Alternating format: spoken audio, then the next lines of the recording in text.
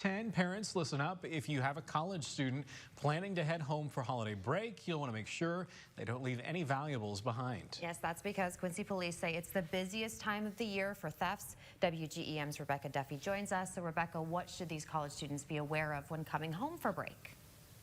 Yeah, Mackenzie and Daniel, winter break started today for Quincy University students, and local police want to make sure they aren't victims of theft. Quincy Patrol Officer Todd Kelly says thefts are on the rise around Christmas time, with Christmas gifts arriving on doorsteps and college kids leaving their apartments. He says to make sure doors are locked and all valuables are taken home and not left alone. Kelly says leaving valuables in a car also increases the risk of theft. Just like my parents always did me, they just hold me responsible, make sure I was taking my keys with me, my expensive personal belongings out of the vehicle anytime I left. If I was traveling somewhere, make sure I put them away somewhere safe. Kelly recommends getting a security system outside of your apartment, like a Ring doorbell, in case a theft happens.